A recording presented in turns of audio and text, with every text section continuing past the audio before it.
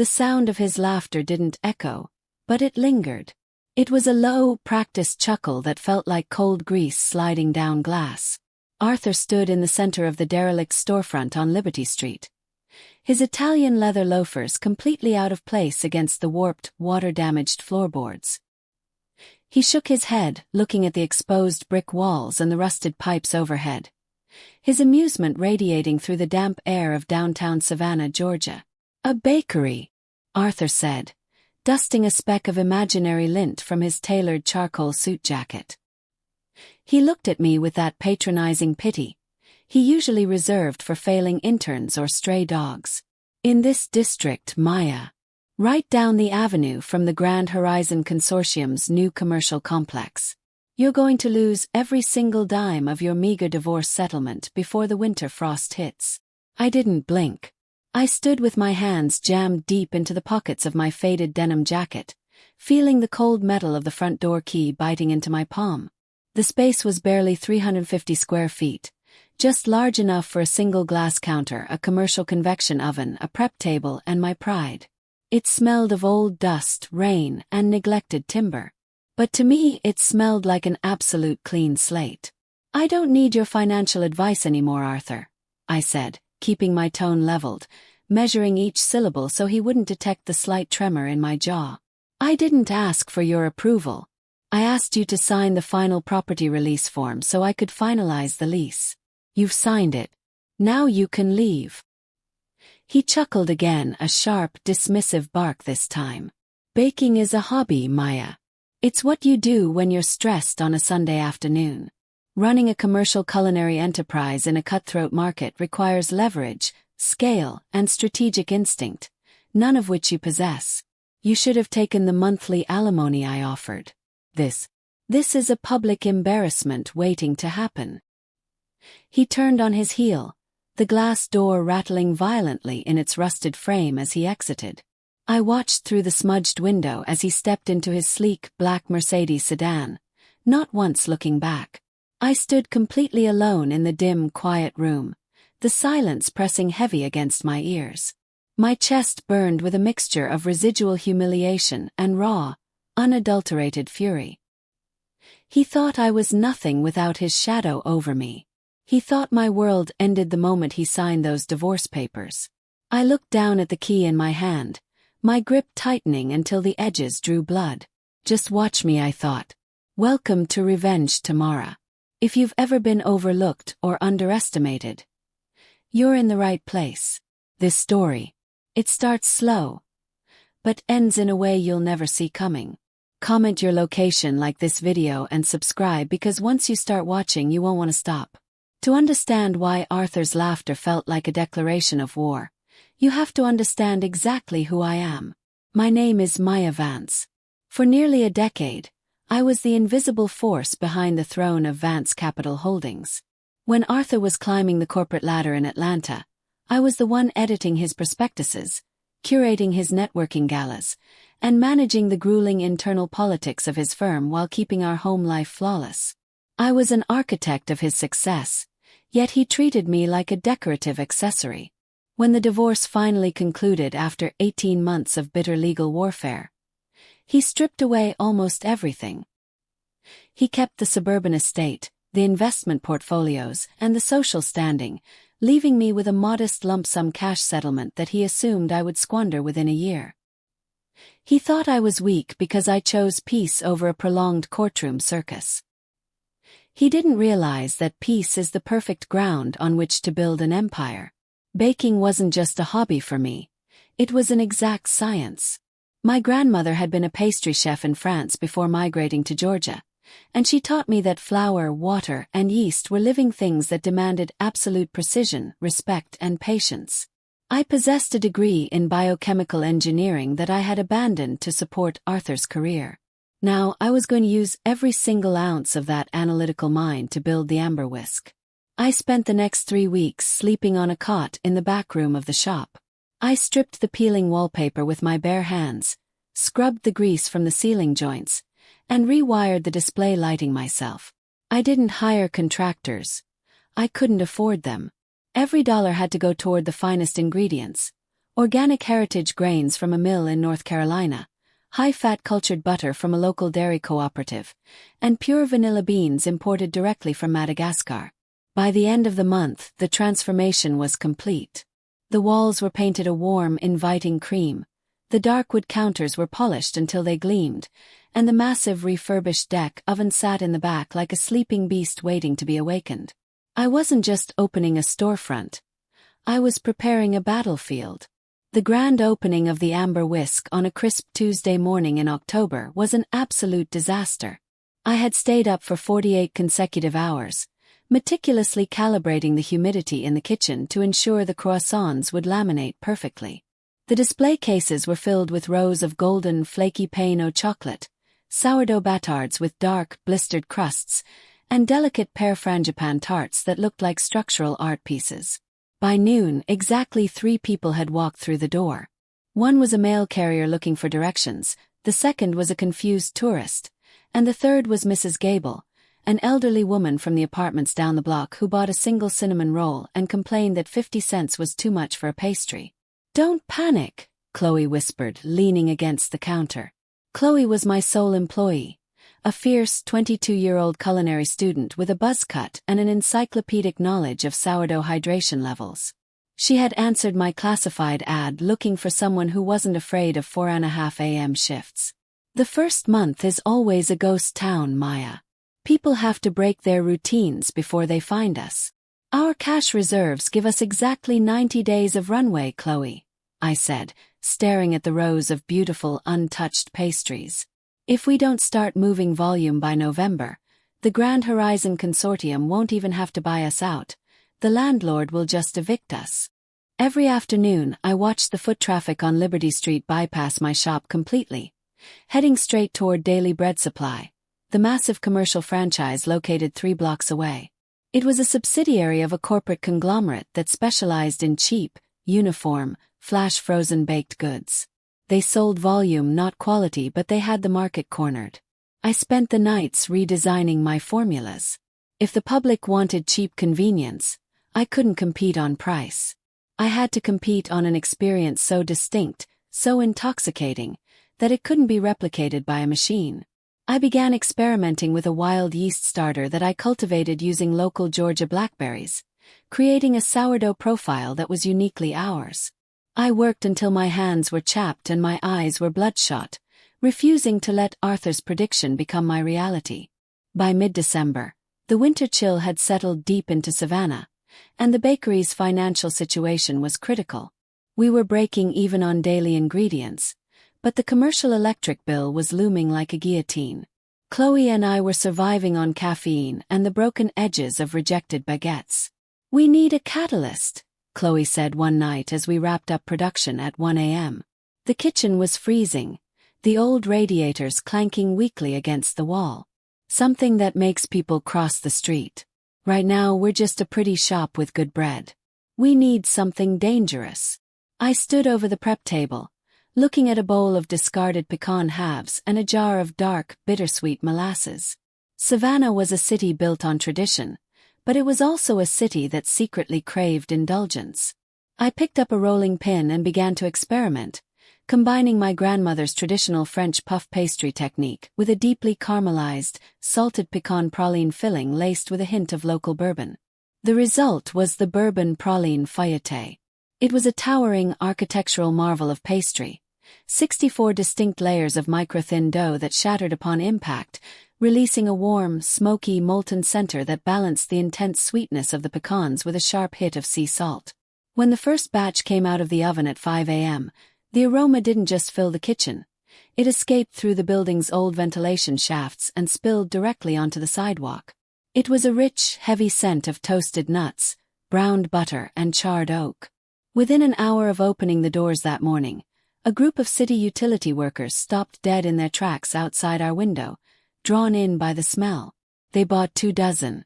By noon, the office workers from the local courthouse began arriving, tipped off by the workers. For the first time since we opened, the display case was completely empty by 2 p.m. I sat on a flour sack in the back kitchen and wept tears of pure exhaustion and relief. We had found our lever. The momentum from the fayette gave us the capital to survive the winter, but the Real explosion occurred in early spring. A local food influencer with a massive regional following, Julian Gray, happened to stumble into the Amber Whisk on a rainy Saturday morning. He was looking for a place to dry off, but he ended up buying a loaf of our wild blackberry sourdough and a slice of our dark chocolate ganache tart. He didn't just eat it, he filmed the experience. He captured the precise, resonant crack of the sourdough crust as he broke it apart with his hands, showcasing the irregular, airy interior structure that indicated perfect, long-term fermentation. He uploaded the video with a simple caption: "The best bread south of New York City is hiding in a 300-square-foot room on Liberty Street." The video went viral across 3 major social media platforms within 48 hours. By Monday morning, our reality had permanently altered. I arrived at the bakery at 3:30 a.m. to find a line of 12 people already waiting outside in the dark, wrapped in blankets and sipping coffee from thermoses. By 7 a.m., the line had grown to over 80 people, snaking past the adjacent flower shop and around the corner toward the main square. The Amber Whisk. Retail metrics. Phase 1. October of 30 to 40 patrons daily. Deficit. Phase 2. February 90 to 120 patrons daily. Stabilized. Phase 3. May 350 plus patrons daily. Capacity. Chloe and I were working in a state of absolute frenzy. We hired Julian's younger brother, Caleb, to manage the front register, but even with 3 of us, we couldn't keep pace with the demand. The commercial oven was running 24 hours a day. We had to implement a strict limit of 2 pastries per customer just to ensure the people at the back of the line didn't leave empty-handed. The Amber Whisk was no longer just a business. It had become a cultural destination. By the summer anniversary of our opening, the bakery was a finely tuned machine. We had expanded our kitchen into the small storage unit behind us, installing 2 state-of-the-art Italian deck ovens and hiring 3 additional pastry assistants. I was finally drawing a substantial salary, reinvesting the rest into securing the deed to the building so no corporate developer could ever push us out. I kept a meticulous eye on the local financial news. I knew that Arthur's firm, Vance Capital Holdings, had recently partnered with the Grand Horizon Consortium to fund a massive, multi-million-dollar luxury hotel development project in the historic district. It was a high-stakes gamble for Arthur. He had leveraged a significant portion of his firm's liquid assets to secure the development rights, betting everything on the project's success. One morning in late June, Caleb dropped a heavy manila folder onto my desk in the small back office. "Maya, you need to see this. We just received a major corporate catering inquiry through the website portal. They want to book us exclusively for a 3-day VIP investor summit next month." I opened the folder and looked at the digital request form. My eyes immediately locked onto the corporate logo printed at the top of the page. Vance Capital Holdings / Grand Horizon Joint Ventures. The request was for 500 individual pastry assortments and 200 specialty loaves of artisanal bread every morning of the summit. The budget they had allocated was astronomical, more than I used to make in an entire quarter during our first 6 months of operation. I looked at the contact name listed at the bottom of the email. Julianne Cross, Executive Coordinator to the Managing Partner. The Managing Partner was Arthur. He had no idea who owned the Amber Whisk. To him, we were just a line item on a hospitality checklist, a local trend that his high-net-worth investors expected to see on their breakfast platters. I leaned back in my chair, a slow, cold smile spreading across my face. The trap was set, and he had walked straight into it. The heat in Savannah on the last Monday of June was thick enough to breathe. Inside the Amber Whisk, however, the air conditioning was blasting, keeping the delicate laminated dough from melting on the marble workstations. The clock on the wall read exactly 7:45 a.m., the peak of our morning rush. The bell above the heavy oak door was ringing almost continuously. The line of customers moved with rhythmic efficiency, guided by Caleb and a new cashier named Sarah. The display cases were a visual symphony of gold, copper, and deep crimson, rows of fresh raspberry almond danishes, perfectly glazed brioche, and towering pyramids of our famous bourbon praline fayettes. I was in the front house, helping Caleb restock the bread racks with steaming loaves of rosemary sea salt focaccia. I wore my standard uniform, a crisp white chef's coat with my name, Maya Vance, embroidered in small, unobtrusive cream script over the heart, and a dark canvas apron dusted with a fine layer of flour. I happened to glance out the large plate glass window, looking past the line of waiting patrons. A sleek, black town car pulled up to the curb directly in front of the shop, ignoring the parking restrictions. The driver rushed around to open the rear door. A man stepped out, adjusted his tie, and checked his gold watch with a familiar, impatient flick of his wrist. It was Arthur. He was accompanied by a younger man carrying a heavy leather briefcase and an older woman holding a tablet, Julianne Cross, his executive coordinator. Arthur looked irritated by the humidity, his eyes scanning the crowd with a mix of disdain and impatience. He didn't look at the sign above the door. He was too busy talking into a wireless earpiece. "I don't care about the logistical delays, Frank," Arthur snapped, his voice cutting through the humid air outside as he approached the entrance. "The investors from New York are arriving at the site in 2 hours.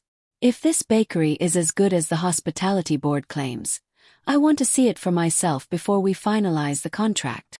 Arthur stepped into the bakery, the cool air hitting his face. He immediately stopped talking on his earpiece, his eyes momentarily widening as he took in the sheer volume of people packed into the space and the exquisite high-end design of the interior. The rich, intoxicating aroma of caramel, espresso, and fresh yeast was overwhelming. "Jesus," the younger associate whispered, looking at the display case. "The lines are always like this, Mr. Vance. My wife waits 40 minutes every Saturday just to get a loaf of their sourdough. If we secure them for the summit, the New York group will be ecstatic." Arthur didn't respond immediately. He cleared his throat, stepping past 2 regular customers who were waiting for their drinks, attempting to move directly to the front of the queue with his usual corporate entitlement. "Excuse me," Caleb said firmly from behind the register, his tone polite but unyielding. "Sir, the line forms out the door and down the block. Everyone waits their turn." Arthur frowned, his ego visibly bruised as several patrons turned to glare at him. "I'm Arthur Vance, managing partner of Vance Capital. We have a pending commercial account inquiry with your management team. I need to speak with the proprietor immediately." "The proprietor is currently working production, sir," Caleb replied, without a hint of intimidation. "And she doesn't take unscheduled meetings during the morning rush. You'll have to wait in line like everyone else." Arthur's face flushed a deep, angry crimson. He looked around the room, clearly unaccustomed to being told no by a 20-year-old kid working a cash register. He opened his mouth to deliver what I knew would be a scathing lecture on economic hierarchy, but before he could utter a word, I stepped out from behind the bread rack. I walked calmly to the center of the service counter, resting my hands lightly on the polished wood. I looked directly into his eyes, my expression entirely serene. "Is there a problem out here, Caleb?" I asked smoothly. Arthur froze. The words died in his throat, his jaw dropping slightly as his eyes locked onto mine. He looked at my chef's coat, the embroidered name over my heart, and then at the bustling, wildly successful enterprise around us. The shock on his face was absolute. For 3 long seconds, the entire bakery seemed to drop into a vacuum of absolute silence. Arthur looked as though he had been struck by lightning. His confident, corporate posture vanished, replaced by a rigid, horrified disbelief. "Maya," he whispered, his voice cracking slightly, losing its deep, resonant baritone. What is this? What are you doing here?" "I own this place, Arthur," I said, my voice carrying clearly over the soft jazz playing on the sound system. Several regular customers who knew my story turned to watch, their eyes darting between us. "Welcome to the Amber Whisk." His executive coordinator, Julianne, looked between us in complete confusion. "Wait, Mr. Vance. You know Ms. Vance. She's the culinary director who revolutionized the historic district retail metrics this year. Her company is valued at. Julianne, quiet, Arthur snapped, though his eyes never left my face. The flush on his neck had turned a dark, mottled purple. He looked at the crowded room, the sleek equipment, and the premium price tags on the pastries. Prices that had generated more revenue in a single month than he had assumed I would see in a lifetime. He remembered the damp, empty storefront on Liberty Street. He remembered his own dismissive, cruel laughter. "You didn't think I could do it," I said softly, leaning forward slightly so only he could hear the specific edge in my words. "You told me baking was a hobby, Arthur. You told me I lacked strategic instinct." "Maya, let's be reasonable," he stammered, stepping closer to the counter, his hands twitching nervously.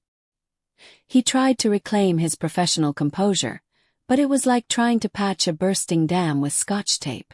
"This is business. Our investment summit is the largest economic event in the city this quarter. The contract we sent over is worth tens of thousands of dollars to you. It's a win-win situation." I looked down at the contract document Julianne was holding, then back up at the man who had spent 10 years convincing me I was nothing without him. The moment of complete, total retribution had arrived, and it tasted sweeter than anything I had ever baked. I smiled, a polite, entirely professional smile that didn't reach my eyes. "I reviewed your catering proposal this morning, Julianne," I said, turning my attention to the coordinator, who looked increasingly uncomfortable. "Unfortunately, the Amber Whisk will have to officially decline the Vance Capital account." Arthur stepped forward, his corporate mask completely slipping. "You're declining. Maya, don't be emotional. This is a massive contract. You can't let your personal resentment interfere with a major revenue opportunity for your business." "It's not personal, Arthur. It's strictly strategic," I replied, using the exact cold vocabulary he had used to justify stripping me of my assets during the divorce. "Our brand identity is built on exclusivity, precision, and local community alignment. Partnering with a predatory development group like Grand Horizon, who is currently forcing out 3 historic independent retailers on the next block, would severely damage our consumer goodwill." The younger associate's eyes went wide. He knew exactly how sensitive the New York investors were to local public relations issues regarding the development site. "Furthermore," I continued, my voice steady and clear so every customer in the shop could hear, "we require all corporate clients to pass a rigorous reputational review. Vance Capital simply doesn't meet our standards of corporate integrity. Caleb, please hand Mr. Vance his pastry order if he's buying, otherwise, please help the next paying customer in line." Arthur stood paralyzed, completely exposed in front of his staff, his clients, and a room full of strangers who were now openly snickering at his expense. He looked at me, realizing with absolute certainty that he no longer held a single ounce of power over my life, my finances, or my future. I had built a fortress out of the bricks he had thrown at me. Without another word, Arthur turned and walked out of the bakery, his head bowed, his associates scurrying behind him like leaves caught in a sudden draft. The glass door clicked shut. I looked at the line of smiling, supportive faces waiting for their morning bread. I took a deep, clean breath of the warm, vanilla-scented air. My empire was small, but it was entirely mine. And it was only just beginning.